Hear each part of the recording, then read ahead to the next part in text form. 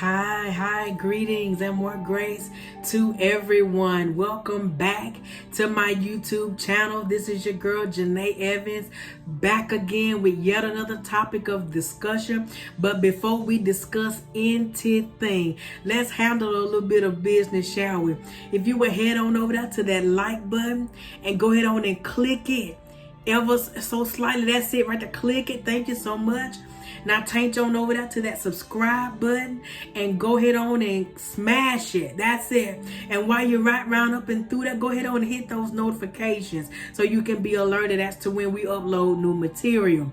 So listen, thank you so much to each and every one of you who came to join me today as we continue in this series called Spiritual. What we're talking about, we're discussing, we're chopping it up about everything spiritual. If you've ever wondered what it means to walk in the Spirit, live in the Spirit, react, move in the Spirit, be in the Spirit. Listen, and even understanding that your God is a spirit. Listen, this is the series that's going to break it down, and it's going to explain to you what it means to be spiritual and various aspects of spirituality. And we're talking about the spirituality as it pertains to the God of the Bible, the creator of the universe. Amen. So listen, we left off yesterday talking about how worship is an independent experience. It's something that cannot be borrowed from somebody else's experience. We talked about how, the formality in church when, we're told to grab your neighbor, turn to your neighbor, do this with your neighbor. That ain't worship. I'm sorry to say. I hate to bust into bubbles, but true worship, y'all, is an independent experience. It's something that takes place between you and the Father. And I promise you ain't their neighbor involved. But listen, we can't borrow from somebody else's experience when it comes to true worship, True worship is solely based on these three things. Can you hear me? Listen to me what I say. True worship is based on your experiences of God and with God. It's based on your intimacy with God. And it's based on your revelation of Him. How much do you know about Him? How has He revealed Himself to you?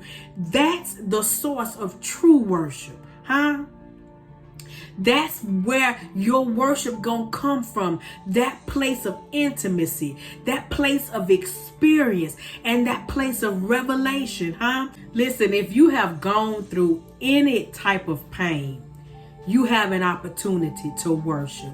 If you have experienced any type of suffering, any type of loss, then you have an opportunity to worship, Why did I say pain or suffering?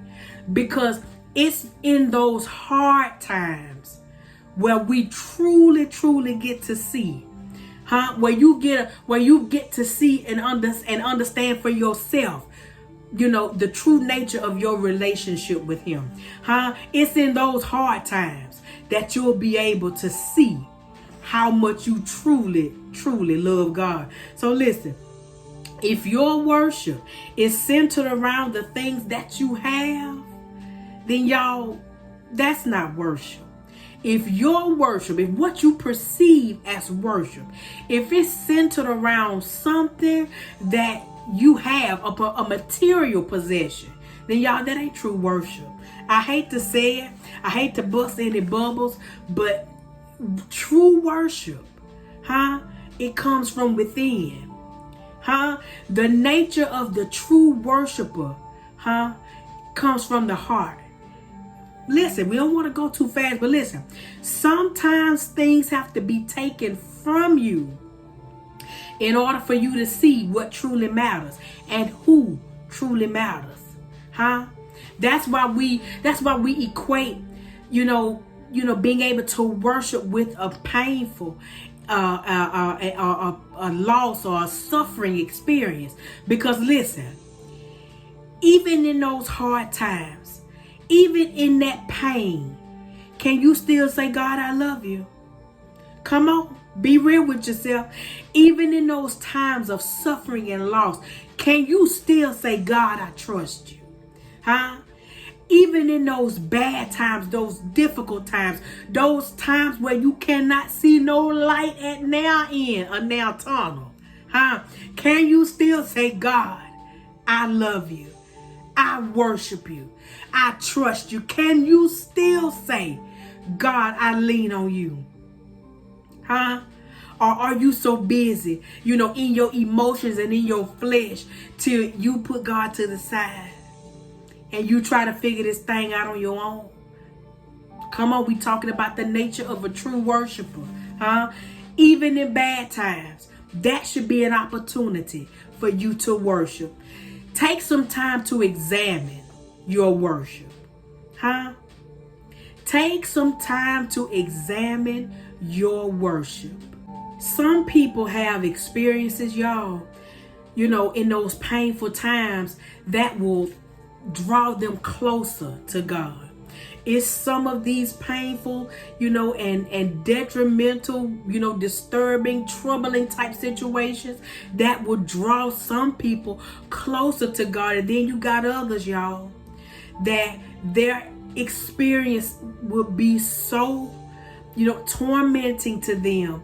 It convinces them that their God was not there for them, that God was not real in that situation. And so they turn and choose an alternative mode of worshiping and serving, huh?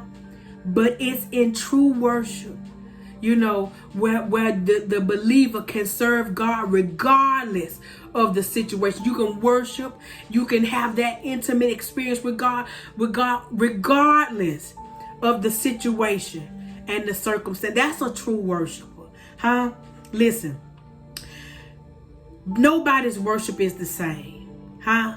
Nobody's worship is the same because nobody's experience is the same, huh? Nobody's life encounters are the same. Nobody's encounters with God are the same. That's why the worship is different. The worship is, exclusive to only you, because nobody has shared your experience. People may have been on the outside looking in, but don't nobody know what you done been through but you and God. That's where you pull that true worship from that place of intimacy, from that place of revelation, huh? And from that place of knowing who God is to you, huh? Listen, your revelation of God determines the way and the level on which you worship Him. Let me explain that to you. Some people worship at the feet of Jesus. Listen to me. Visualize what I'm saying. If you in the holies of holies, if you in His throne room, if you in that secret place, and let's say you in there with a gathering of worshipers, we using our imagination right now. We're trying to get you to understand and see how different people worship on different levels. It doesn't mean that their worship is not true, but remember, we just said that your revelation of God determines the level and the way in which you worship Him. So listen, let's get back to our visualization. So listen, you in the throne room, you in His presence, and then you see some people worshiping at the feet of Jesus, huh? Then you may see some people at the gate worshiping, huh? You may see some people in the outer courts worshiping, and you may see some people in the inner courts worshiping. Nevertheless, it's all worship. But your revelation of Him, your intimacy with Him, the time you spent with Him will determine how close you are to Him, huh? And how intense your worship is. Because nobody's worship is, that's why nobody's worship is the same. Because nobody's relationship with God is the same, huh? Did that make sense? So listen. The deeper your revelation of God is, the closer you are to Him, huh? The deeper your revelation of God is, the closer you are to him. And I'm going to leave you with this. Worship should never be about you. I'm going to let that sabotage. If every time you go before God, it's, God, I want this, I need this. It's me. Me, I. If every time you go before God, it's always about you, that's not true worship. True worship should never be about you. So that favorite worship song, listen, I might be finna bust a bubble right quick, but listen to me. So that favorite worship song that you listen to, that make you feel like you've entered into that most holy place, listen, it's all about an emotional experience. And that's not really true worship. Ooh, I told you I'm going to leave you with that. I'm going to let that sabotage. That song that just make you, all up and through your insides. Baby, make you feel like Jesus right there. Make you feel like the Father sitting right next to you. Unfortunately, although that the song is good, the experience is good, that's not true worship, because listen, that's an emotional experience. That's an emotional response to what you're hearing.